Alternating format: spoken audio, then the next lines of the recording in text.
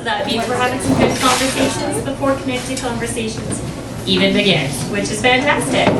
Bear with me, my voice has been doing very interesting things today, so I may sound like a man or I may sound like a boy who hasn't hit puberty yet. We'll find out. So, just welcome. How many people are here for the first time tonight? I know that I met quite a few. Holy doodle pants! That is fantastic! Doodle pants, that's one of my words. I've also got mantastic. I only use that for a select few gentlemen, so just so you know. But thank you guys so much for coming in. Great to see so many new faces. That's absolutely fabulous that everybody's come out to see the wonderful, the amazing, the talented Christina Bianchini. You know how long I've had to practice that because I always say her name wrong? So I actually had to be like Bianchini all week long so I wouldn't screw this up. So without further ado, I just want to remind you guys of a few connected conversation rules because we have so many new people here tonight. So over here you'll see our lovely little connected conversations banner. So number one, focus on being connected. Stay present and remain open. A lot of times it's really hard when you're in a conversation and somebody says something and you're like, oh, I've got a really good idea, I want to say something about that. But then you're not really paying attention to what they're saying. So try to stay in the moment and listen to what they're really saying to you. Come from a position of being interested versus interesting. Be curious and ask questions. So often when we're in a conversation, it's really, you want to talk about yourself and, you know, we want people to like you, so you want to tell them all these wonderful things. But try just to keep it in the moment and ask them questions rather than telling them things about yourself. Listen with intent. Do your best not to interrupt, even if you're excited. So I call those my squirrels. So I'm like, squirrel! And I get so excited that I have to tell you something right now. So try to rein in the squirrels. Try to, tuck them away with their nuts for a few minutes so that you can have that conversation and actually be not interrupting them. Honor each other's process and refrain from advice giving, caretaking, or psychoanalyzing.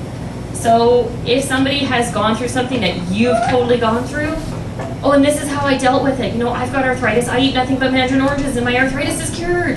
That's great for you, but it might not work for them, right? So try to keep those little comments and stuff to yourself. Respect that everyone has their own opinion, perspective, or experience to share. No one's inherently right or wrong. So Christina might ask some questions that really get you thinking tonight. There's no right answer, there's no wrong answer, there's just your own answer and their answer. Be mindful of your own thoughts and feelings. If something comes up for you, notice it. So when we're generally triggered by something that someone says or someone does, there's something behind that feeling, and it shouldn't be ignored. So just pay attention to little signs that you might get. You are in charge of your experience. You decide what and how much you want to share. Okay, there are all sorts of details about your life that you can share, or not, right? Completely up to you on what you're going to share tonight. Hold each other's stories in secret and don't share outside this venue, right? We've all heard the word, it's Prince George.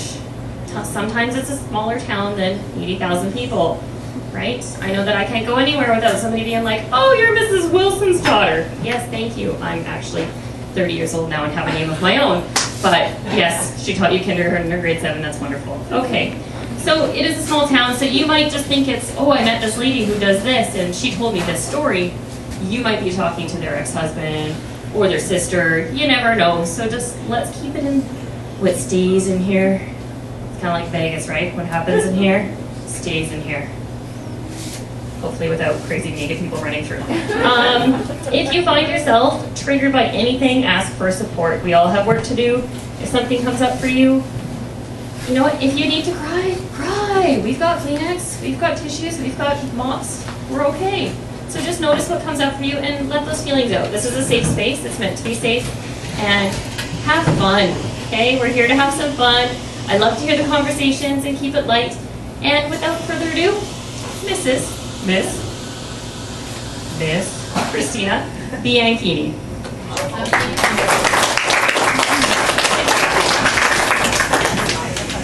All right, thank you, Amy. That was a good, you're a good opening act. Like, I just gotta say, if I'm going on the road, I'm picking you.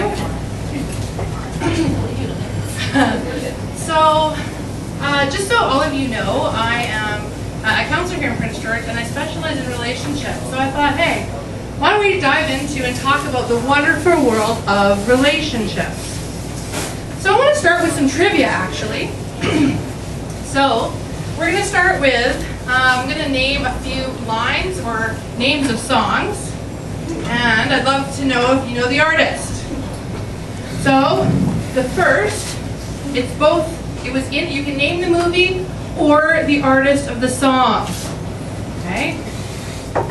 Everything I do it for you. Bryan Adams, from what movie? Robin Hood. Awesome. Okay, you guys ready for the next one? Who sang I Love You Just the Way You Are? This table's a ringer. I don't know. I wouldn't be sitting here for that. Billy Joel is the answer. All right.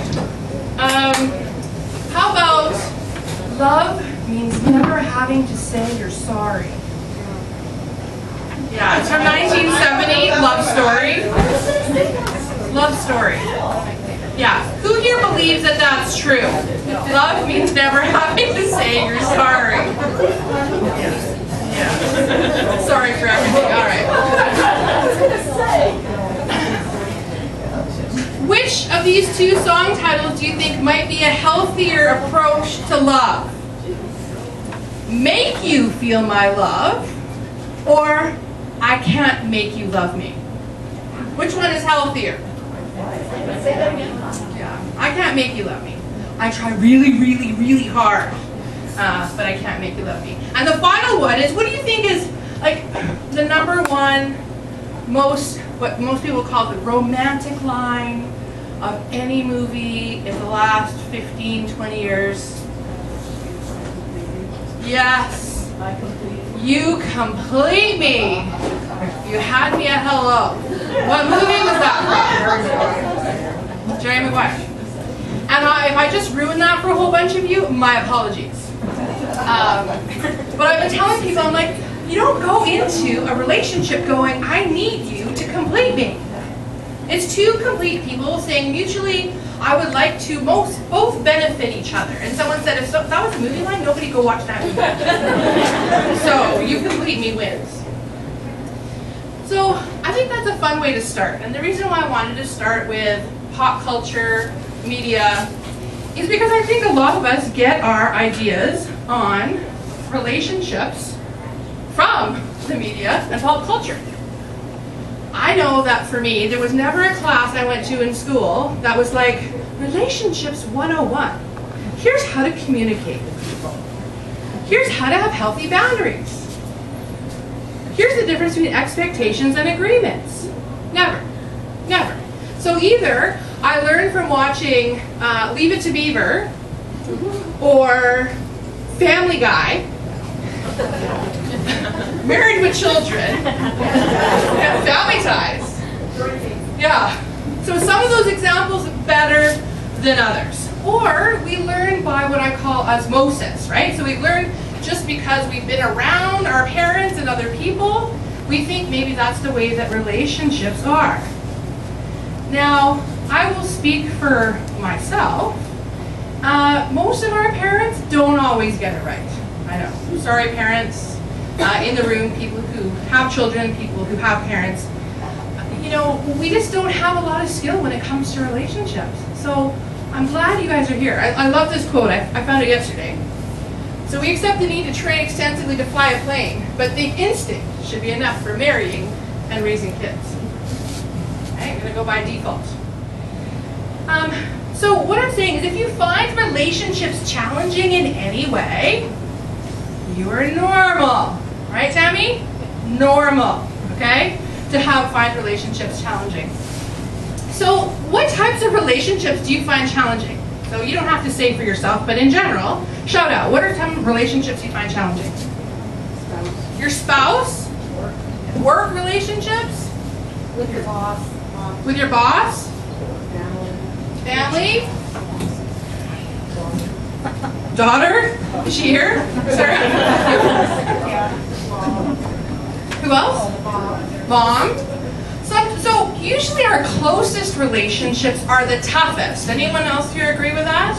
It's like they have their own secret code. They know exactly which buttons to press to piss me off. So one of the things I want to caveat is there's going to be some swearing tonight.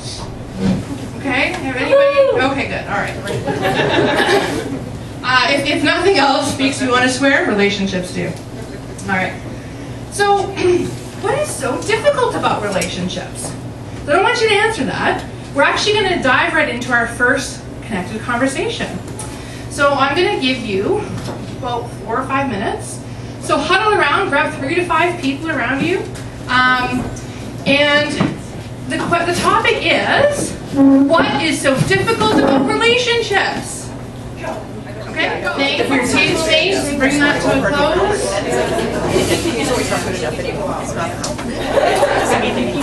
So I'm interested to hear, what are some of the things that make relationships so difficult? Yes? Communication. Yes, or sometimes lack thereof. Or speaking 2 different languages. I often say to people that people say, oh, you're a mediator when they come in for couples therapy. And I said, no, I'm a translator. I'm going to tell you what they're actually saying. So are you? Expectations. Yes, expectations are often difficult. Of ourselves and the other person. I think that's a good thing to say. Yeah, absolutely. What else makes relationship difficult? 2 different kinds of lifestyles. 2 different kinds of lifestyles. Yeah, what they like, what you like. I heard insecurities. Yeah. Okay. Trying to keep it, to maintain it, yes. Yeah. Some people are really good at starting a relationship. It's like me, I'm really good at starting a fire. Yeah, maintenance. There's like a better, more attractive word than me. Maintenance? How about nurturing? Oh, nurturing. Nurturing, yeah? Fanning the flames of the relationship. So, the part of communication, I've always found that people can answer rather than understand where the other person's coming from. Right. So often with communication, when we respond, we're responding from, here's what I want you to know about how I think about that, versus I'm trying to understand what you just said. Yeah, absolutely. So that's called active listening, right? Actively listening and pay attention. Honesty. Honesty. If you're on a roll, Rochelle, you know, like, come on. Honesty's good. I think honesty's great. One more? How about unconscious deception? Woo! Tell me more about that. Well, it's like the lies we're telling them about ourselves that we don't even know. Unconscious deception. Yeah, so I often say, like, what am I pretending not to know? Oh, yeah. You guys can take that one for free. Just put it in your back pocket for later. What am I pretending not to know? What am I pretending not to know? Sometimes, you know, our gut goes off. And we're like, oh, never mind. That's too much work. Too much, yeah, exactly. I'm not gonna do that. So we each might have a different relationship that we want to focus on and we're thinking about, that we're struggling with tonight. And I'm gonna tell you the story about my own personal romantic relationship. Now before I do that, I do want you to know that he knows that I'm here to share our laundry with all of you. He said, no problem, honey, throw me under the bus, it's for a good cause. Support in your relationship. Really, no, he's okay with it. I showed him everything, I promise. So I want to start with my story of how I ended up moving to Prince George. So most of you don't know me, so I moved to Prince George 1.5 years ago. And I came up here, because people always say, why did you move to Prince George? Like I've made the worst decision of my life. And I often say, love. I moved for love. So my partner and I were both from the Lower Mainland, and he had an incredible job opportunity to come up to Prince George. And I immediately went into the most romantic version of moving away with my man to this log house on acreage in the woods. It's the woods. I mean, it's North Kelly to you guys, but to me it's the woods, right? I'm from the city. And I was like, isn't it beautiful? I had a wood stove. The house came complete with ducks, let me tell you, okay? That's livestock for anybody who is an underwriter in insurance. We have a hobby farm because we have 2 ducks. Just in case you're checking. So, you know, I mean, there was some practical reasons for me to move up here. Number one, I was way past being done with sitting in traffic for half of my life. I could come up here and have way more financial freedom with the cost of living in my house.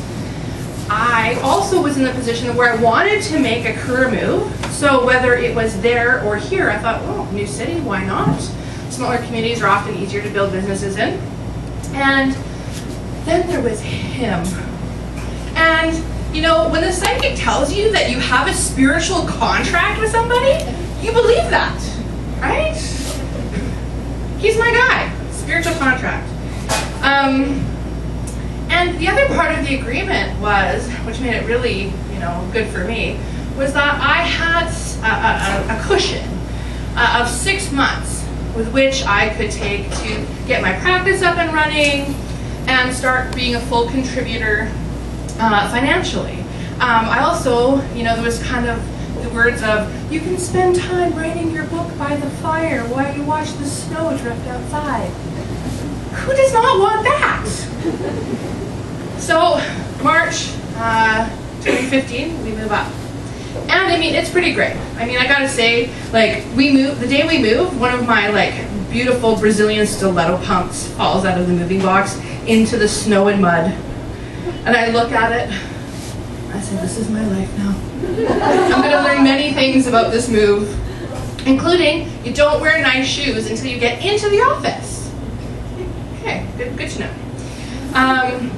You know, I was gonna sit by the fire. I was excited. He was like working, he was chopping wood. Like, I'm sorry ladies, but a man chopping wood is pretty great. I didn't even mind stacking the wood. I learned about ducks, which I had no prior knowledge of. You know, this was lovely. Like, there was no neighbors. Like, I lived in a condo, like 700 square foot condo. There was nobody. Like, there's nobody outside. It was amazing. It was like that show Waiting to Exhale. I felt like I came up and I'm like, oh, okay, now what? So things were pretty great.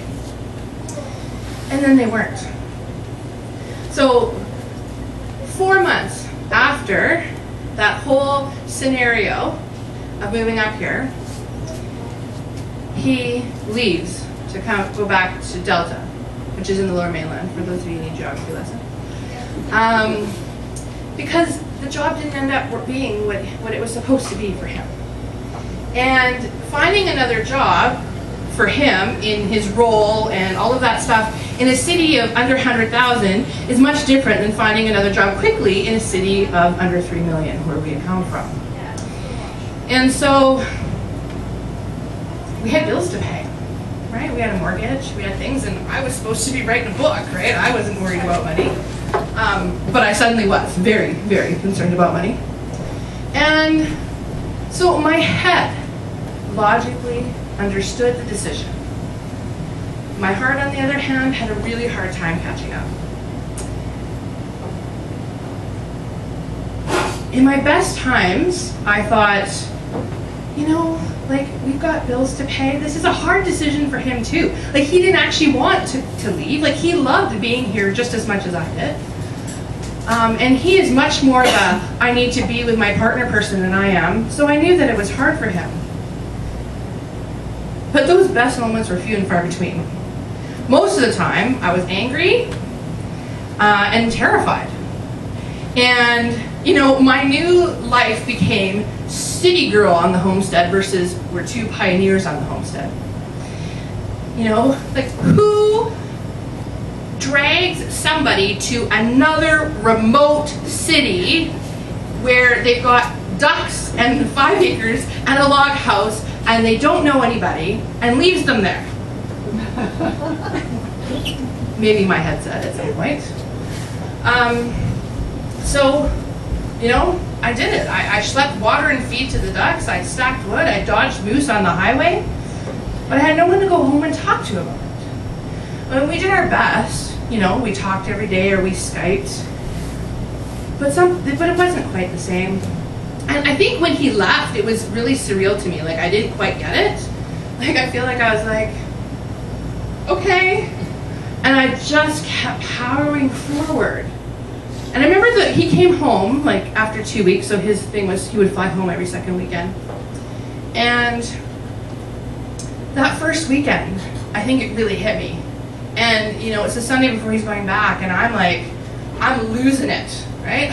Crying, like desperate, like, please don't go, don't leave, like, I can't, like, this is, like, I'm distraught. I'm so sad, and I just can't stop feeling sad. But it was hard for him to hear that, because I think, and I'm pretty sure I confirmed with him when I went over this, that he was feeling responsible for me feeling so sad. And so his answer was something like, you think I like this? We've got bills to pay. What do you want me to do? Quit my job?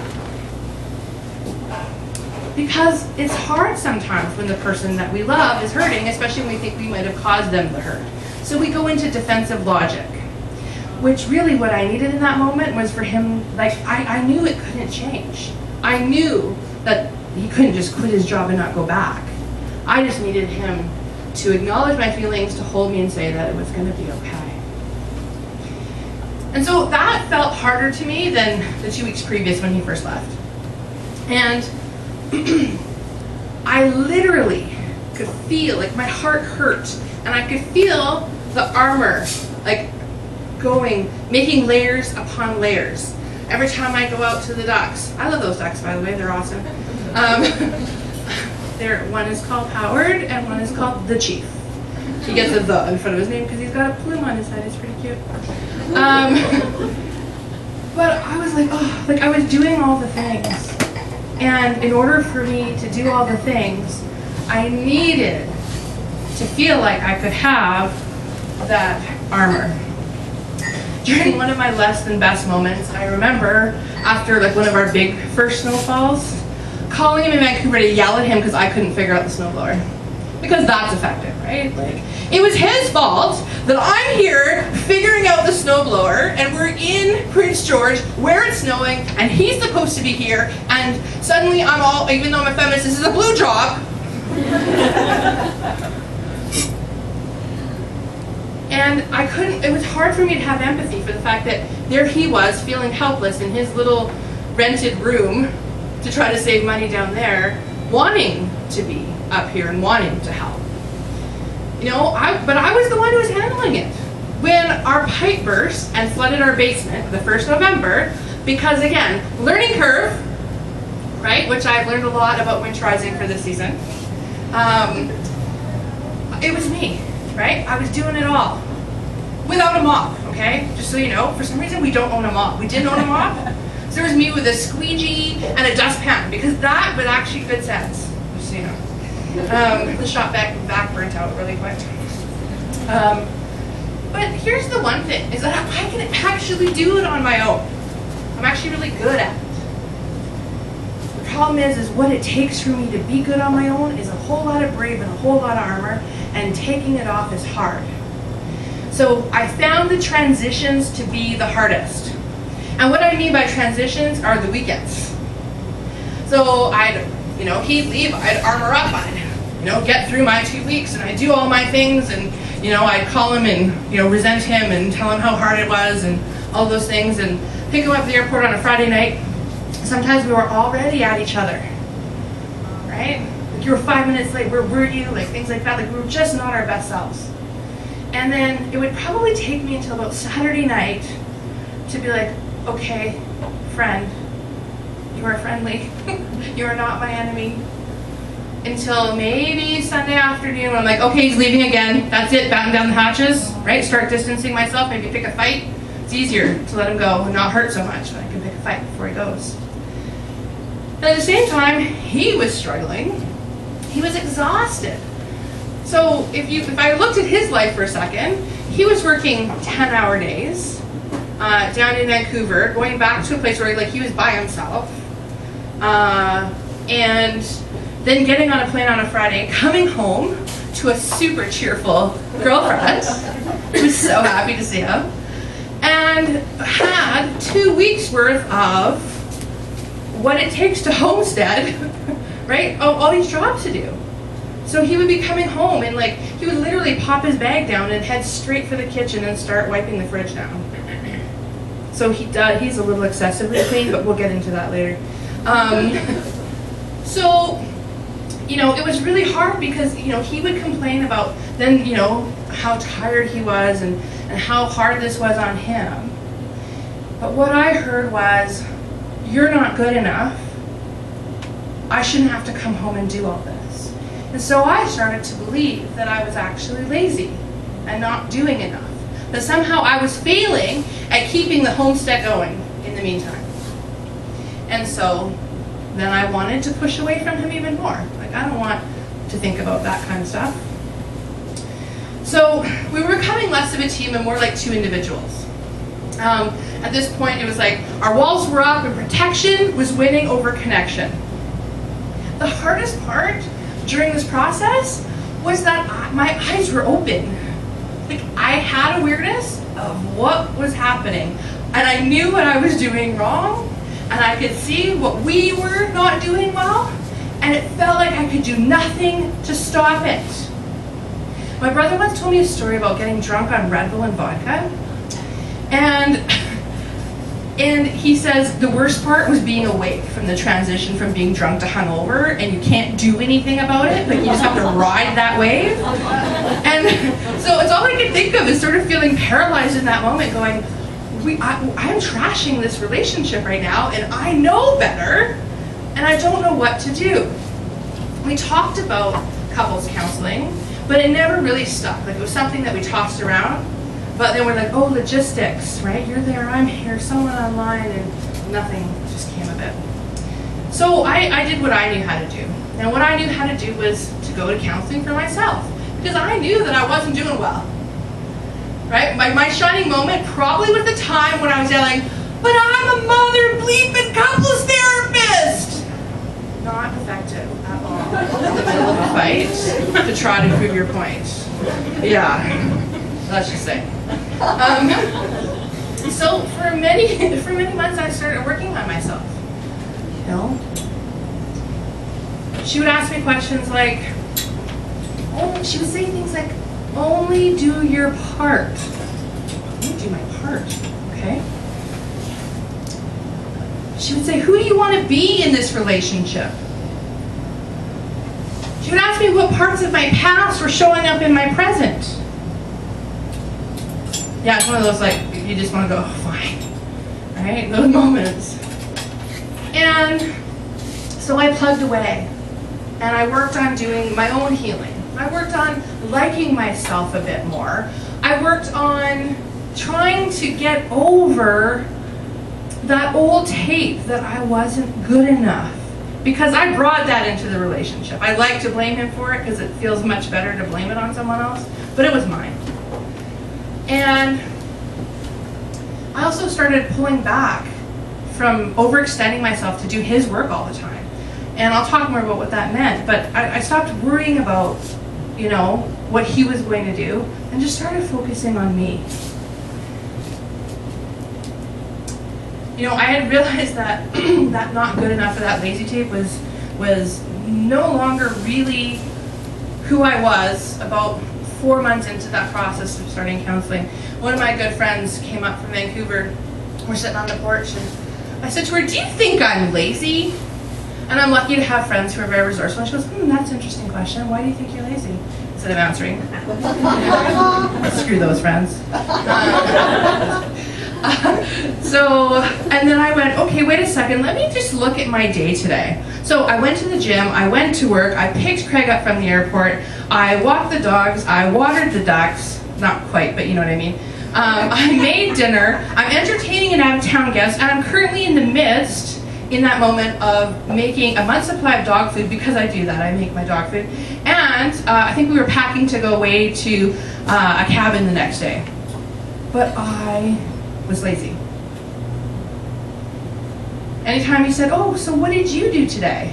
I took to mean, you didn't do enough stuff today. Like, please hand in your report so I can audit how effective you were.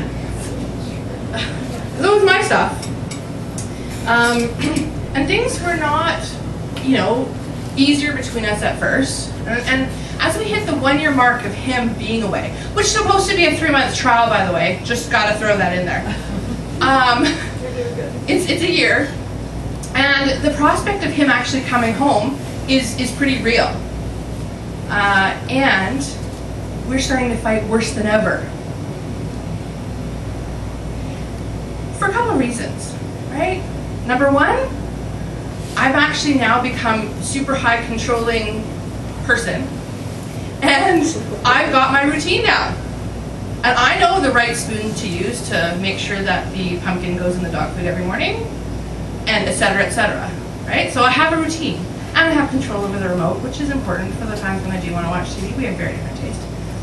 And the other piece was I was terrified that he wouldn't take the job. Because what I didn't tell you is halfway through the year, there was actually a job that he was offered up here that he didn't take.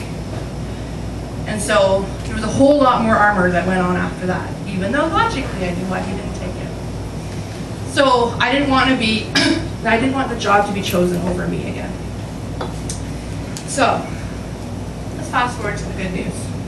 The good news is he's now back in Prince George full time. So a lot of the logistics and those things have been handled. But that isn't the magic wand here. We still struggled a lot when he first came back. And I remember being really ill, actually, for like a couple of weeks when he first came home. And that was like, oh gosh, I'm like, I can feel it, we're heading into danger territory. Because there were days when all I could do was stay in bed all day. And for somebody who's hypersensitive to being asked, what did you do today? It was terrifying. And so I can remember one day, like he's come home, he's had a long day at his new job and he's trying to do well, and I want to support him to do well at his new job, and I'm trying to be that person. And at the same time, I'm sick. And he looks at me and he goes, you just want empathy all the time. Empathy, empathy, empathy. Yeah. Empathy for 1,000, please, Alex. Perfect. Right? That's exactly it. And so while I think he kind of got it at that moment, what I realized was if I wanted empathy, because he caught my cold for me. Oh, that sounded so evil, that cackle that I got. He caught my cold. But it was a good opportunity for me to then give him and show him the thing that I most wanted. So I empathized the crap out of everything I could for him, right? Like, wow, how's the new job? Like, that must be hard meeting new people, right? When he wasn't well, like, this is hard. You're going to work every day and you're not feeling well. Like, and I was being authentic. And something happened. Instead of us being these two individuals fighting for show me empathy, I just gave him some empathy, and guess what he did? He gave it back. It's pretty amazing. So when I allowed that wall, and sometimes I say to couples, like, relationships take a hero, right? I could be right, but like this whole last year and a half would not have been an issue if you had blah blah blah. I could do that for sure. Right? It comes back to the do you want to be right or do you want to be happy? What I wanted though, and who I wanted to be in the relationship, was somebody who was caring and generous and empathetic. That's who I wanted to be with, but that's who I wanted to be. So, when I also let go of owning fully, I'm still in recovery over this not good enough thing. It's probably going to be a lifelong process. But when I stopped being so triggered by it, then I was able to actually step into choice about who I wanted to be in the relationship, versus just waiting to react to, okay, here goes. He's going to say something about that thing, and I know what he means. And instead I could say, okay, right? I want to be generous. One of the things that we found as one of our hardest spots was housework. Acreage work, homestead work, whatever you want to call it. Because we have very different opinions on what a clean house is. And surprisingly, I am not the cleaner partner. It's not surprising anybody who's known me or grown up with me, but talking to the point where he uses those stainless steel wipes on our stainless steel refrigerator, and I just go and put my paws all over them, not intentionally, I don't do it it's not top of mind for me. But what would happen is, we kind of always be waiting, like, did the other person do this? Did you do this? Like, and there was always this tension around whether or not things were getting done. Sometimes resentment, like if he worked hard at cleaning something all day, right? I know what it feels like to be scrubbing something and be like, when's the last time this was scrubbed? And it was just causing problems for us. So we made an agreement around duties. We sat down and said, what are you good at? What do you like doing? What are you good at? What do you like doing? And we just made a list.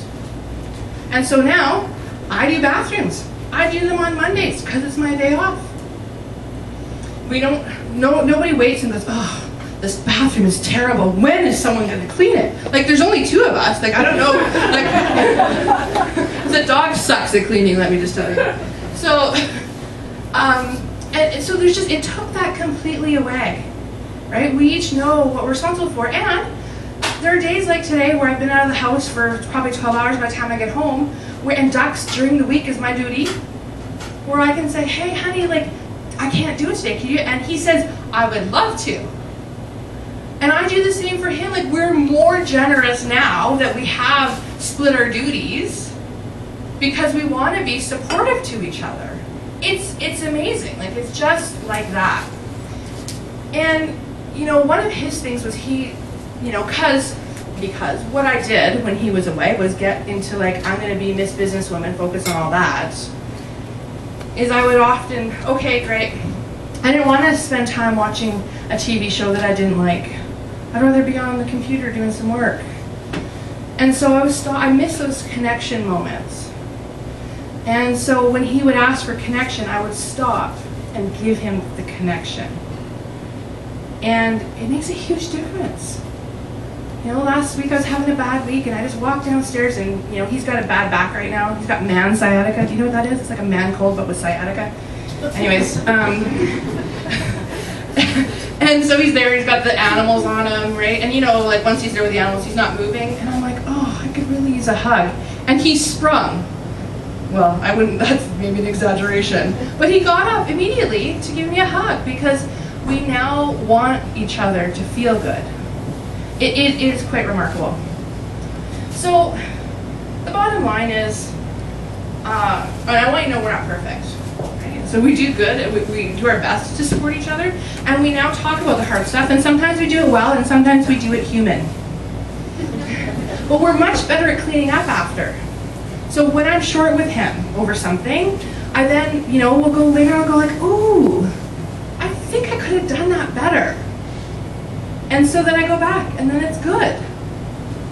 So I want to talk about a few of the key relationship tips that I think really impacted how I turned this piece around.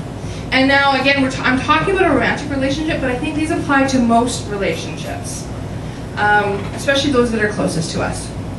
So, I'm not sure these people here can see this. I'm going to hold this up a little bit. I know. I can do it. I'm good. No problem. Can you guys see that? So I saw All right. So, this list is not exhaustive, meaning there are many, many, many, many more things that help to make a great relationship, and these are things topics we're going to cover tonight. So one of the first ones, expectations versus agreements. So an expectation is basically the way that I think things should be based on my perspective on how I see the world. When X happens, I expect Y to happen. Expectations, I find, are often things that are in my head. They are often private. They're not things that I share. So how I expect this person to behave, how I expect things to be, don't always match up with reality. And what happens when expectations don't match reality? What do? Pardon? Go postal. Go postal! Yes! Okay, I get that. We freak out. We blame. say? I felt, You pout. yeah. Yeah. So what happens is, pardon? Play the victim. Play the victim. And sometimes it's justified though, Tammy. Always justified, right? Now, an agreement, on the other hand, is something that is often done out loud or on paper to which both people agree. So an agreement is something where we say, I both want us to win. Both people are considered in that process. An expectation is usually like, I want to win and you should sacrifice at all costs to make me win. So in my relationship, there were a couple things around expectations versus agreements. I made cheat sheets, but I forgot.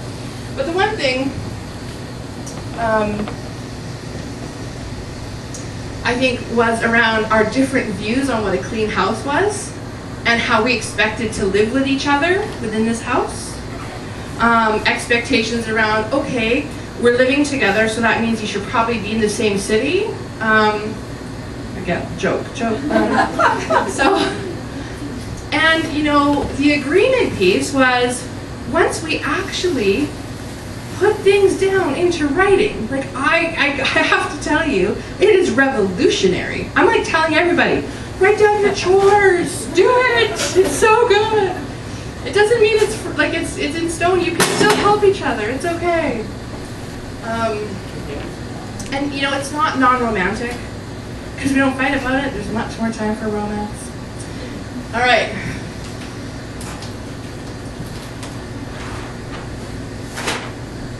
Healthy boundaries. Exactly. So a boundary, I find sometimes difficult to for people to understand. So a boundary is basically saying, here is me, here's where I end, and that's where you begin. So, and we have 3 different types of boundaries. So we have rigid boundaries. So this is 2 people. We have healthy boundaries. Okay, it looks like is this like Pac-Man or something? And then we have squishy boundaries. So rigid, one in the middle is healthy, and my favorite clinical term, squishy or porous. So I'm going to, Melody Beattie did such a good job of explaining what boundaries are. I'm just going to read it right out of the book. So Melody Beattie wrote Codependent No More. This is from the new Codependency. Bought right here in this very own bookstore. Shout out. All right. So boundaries are the limits of love. To set boundaries, say what we'll do if people don't stop treating us in a particular way, what people can or can't do to or around us in our space, how far we'll go for someone, how far other people can go with us, what we will and won't tolerate. Yes when we mean it, no when it's our answer, maybe when we're unsure, what we will or won't do if people don't respect our boundaries we set. So they come from speaking our truth. Boundaries require self-awareness, self-love, self-respect, honest communication, saying the hard stuff, and aligning with or stepping into our power. So in this example, what's something that someone might have a boundary around? Okay, time is often a good boundary. So if say I'm meeting somebody here tonight, sorry if I'm throwing anyone under the bus, and someone showed up, like, it's supposed to be here at like 7 o'clock, they showed up at 7:15, you're waiting for 15 minutes. Somebody with a rigid boundary would say, if they were still here, would say, screw you, right? I can't believe you were late. You disrespected my boundary. A rigid boundary is meant to push people away, right? Here's the line, right? So sometimes people think of boundaries as lines in the sand. That's an ultimatum. So rigid boundaries often sound like an ultimatum. Move home or else. So a squishy or porous boundary is more of a, oh, it's okay that you were late. I took the liberty of offering 5 things off the menu for you because I didn't know which one you'd like best. So it's really a complete disregard for self, right? You kind of like, no problem, it's okay. So this side is like doormat, this side is like raging bull. If we stop in the middle, we have a healthy boundary. So healthy boundary is like solid but flexible, which means here's what I stand for, here's what I believe in, here's my truth, and I'm also willing to be open and flexible so that I'm not like rigid. I'm willing to hear what's happening. I'm willing to take other things into consideration. So this healthy boundary would be like, okay, so I understand that, there was so much traffic around Books and Company at 7 o'clock that you were stuck for 15 minutes. And it kind of sucked sitting here because I felt like I could have been doing some other things. So, in the future, if you're going to be late, do you mind shooting me a text? That's a healthy boundary where you consider self and other equally. You can be understanding, but you also count yourself in. But that's when boundaries are set with other people, but it's also about respecting their boundaries. So a person with good boundaries respects other people's rights, privacy, personal business, asks, doesn't expect, assume, demand, or insist. They do what they say they will, even and saying when their plans change. They ask, is this a good time to talk when they call?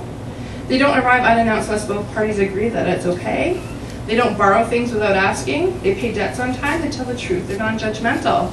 They don't confront, accuse, intervene without checking the facts. They don't push their belief on others. They don't talk behind other people's backs. They don't assume they know the facts. And they don't pester, call too often, or ask for inappropriate favors. Sorry. So now that we all are sitting here beating ourselves up for our great boundaries, it's all right. It's a work in progress, right? All of us.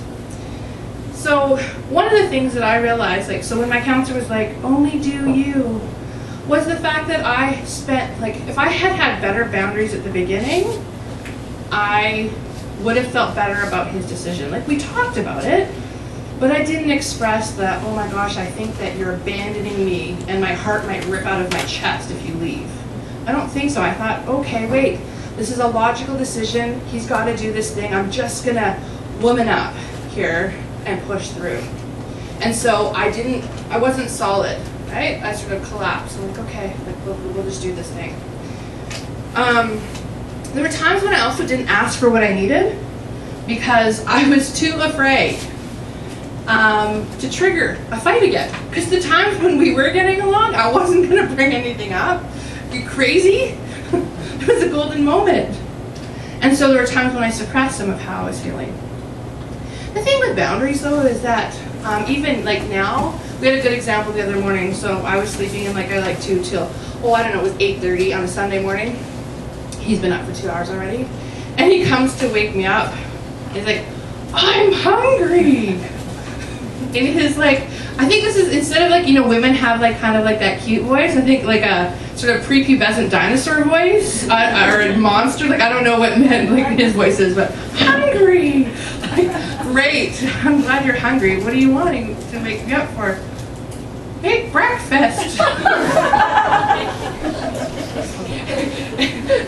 And so rigid boundaries, because my first thought, I flipped through the Rolodex, just so you know, my brain works like that too. I'm like, are you kidding me? You make your own breakfast.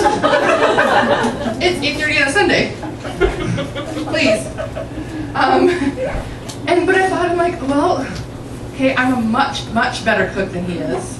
So I can make us both breakfast. I'm okay with getting up now. This is the time I want to be getting up anyways. And so I said, yes, no problem. And, though, what I said was, can you take care of the coffee and can you go grab this out, start something? So I didn't kind of go, yes, sir, where are your would you like me to warm your slippers for you? I didn't do that. So sometimes it's okay to say yes, right? Sometimes when I teach boundaries, you're like, that's it, I'm never doing anything for you again. That's not it at all. But what it does mean is that I can say yes this time, and maybe next time I'll say, wow, right? right? Like, go ahead. Won't be up in an hour. So healthy boundaries, they take work. And why do you think it's so hard to set good boundaries? Any ideas? We're afraid they're gonna leave us if we hurt their feelings. Yeah, right? If I actually show up here, what's that going to mean? And I think like boundaries take a lot of self-awareness and self-knowledge, right? If I'm going to stand for something or ask for something, I think I need to know what's important to me. And then that makes it tricky for a lot of people. All right, next one. And just so you know, we could do a whole workshop on each one of these topics. So if you're feeling like, wait, I have a lot more questions, don't worry. That's normal. Right, Tammy? Responsibility and choice. So what I want you to know is how you choose to respond in any given moment is a choice. Put it in your other back pocket. You actually get to choose who you want to be and what kind of partner you want to be. And it makes it a whole lot easier to choose to respond in a way that's helpful when you are accepting what the situation is. So whenever I argue with reality, when I'm like, this should not be happening, right? How do I often respond? Something like this, where my finger's doing this and my head's doing this and all sorts of things, yes. But when I'm saying, okay, here's what I've got, here's what's happening, now what? I have a friend who says the word, so what, now what? Okay, that happened, now what? So what, now what? And it's really much more empowering. Because when I don't believe that I have a choice in how I want to respond, I am in victim. I am at the effect of the other person. I'm like playing ping pong, right? Okay, fine, back to you, back to you, back to you. And I never get to actually consciously choose how I want to have my relationship. So sometimes it's important to take a breath and to really think about what you want, who you want to be. It's also about owning your part. So I was responsible for the part of me that was buying into not being good enough. That was my stuff. So I need to be responsible for that. And to clean that up, right? And to do that work so that I was no longer being triggered by it. I'll talk to you about another concept here, that attachment needs and defensive coping strategies. It feels like a mouthful, it is. So each one of us is hardwired to connect to other human beings. And attachment needs, especially, pertain to caregivers and their children and partners. So I need you to be there for me. So Sue Johnson, she's the person who came with emotionally focused therapy for couples. She says there's 3 things that are required to feel attached and secure in a relationship. You need accessibility. So you need the person to be around. So there's a big strike, right? And when you think about that year of my life, we need the person to be responsive. So when I say, hey, I need something, or help, I've fallen, can you help me back up, or whatever that is, they're like, yeah, sure, let me be there. Which is difficult. It's difficult when that person feels like they're the ones who caused you pain, right? So you want comfort from them, but they're the ones that are like, oh, but I'm here because of you. And then the third thing is emotionally engaged and responsive, and empathetic, right? So I'm here with you, I'm in the emotion with you. So when they're accessible, responsive, and emotionally empathetic, we go, okay, they got me. The problem is that anytime there's a disruption in that connection with any of those 3 things, we either go to feeling abandoned or rejected. I can definitely say that I felt abandoned in that moment. And so I was then feeling abandoned, but I wasn't going to, and I felt really hurt by it, but I wasn't going to be, go up to him and say, I'm feeling like my abandonment stuff's been triggered here, and I'm feeling really sad and hurt, and what I need right now is just for you to reassure me that it's going to be okay. Instead, I pushed that down And I was like, anger, much better emotion to express right now. Right? He doesn't think I'm important, I don't matter. Well, let's just see what he thinks about this. Right? And then I went on to some "are you effing kidding me" tirade. And so the problem is that when I would do that, he would feel rejected, like he'd done something wrong and that this was all his fault. And the cycle continues and continues. And that's one of the reasons why I felt so stuck in that moment when I said I felt like I had the, vodka Red Bull experience, was because I was stuck in that emotional cycle that I was having a hard time to get out of. And so what happens when we start to employ our defensive coping strategies, right? So whatever we use to push the other person away. So what are some things we do to push people away? Pick fights. What else? Ignore them. Ignore them. Silent treatment. What else? Shut down. Shut down. Yeah. We blame, criticize, withdraw, leave, clam up, resentfully comply. I love that one. Sure, we'll do it your way. Like a yes, but not a yes. Passive aggressive, attacks. Defensiveness is a big one. Just so you know, if you get, for your third back pocket, explaining yourself and defensiveness, the same thing until you've been empathetic. You might not get that whole thing, but if you're like, I'm just explaining my position, often sounds defensive. There's another way to do that.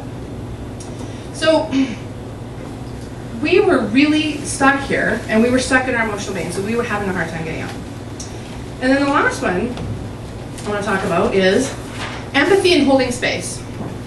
So what that means is empathy is my ability to put myself in the other person's shoes and say, wow, I can see how it is for you over there. I'm going to emotionally connect and say, wow, that looks like it's really hard. The problem is sometimes it's hard to hold space for the other person when, like I said, the problem is between the two people. So like that time when I was like, I'm so sad that you're going, right? And it was hard for him to be like, okay, let me sit here with you in this feeling and not take it on, right? It's really difficult because it requires really good boundaries. Like I have to know, okay, this is my work right now and this is not my work. It also means that I'm not trying to fix the problem. I'm just there in it with the person. So it's like, I'm going to scooch beside you, grab your hand, and we'll look at this together. And this was a difficult one for us. And one that I think that we do so much better now.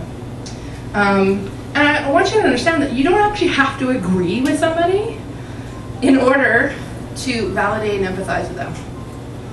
They don't have to actually be right for you to be like, okay, that must be really hard for you. But it goes a huge, long way in terms of the relationship. All right, so I've talked an awful lot. And so I want to give you guys about 10 minutes now to continue to have a connected conversation. And talk about any of these tools, talk about what are some of the big takeaways, what are things that stood out for you? What are some of the concepts that you think are tricky? What are things that you want to talk more about? Okay, so I'll give you a warning when it's time to come back. So here's an opportunity now to take what you heard tonight and chat about it with the people at the table, right? Because this is going to help you to understand and learn more and to connect. So enjoy your connected conversation time.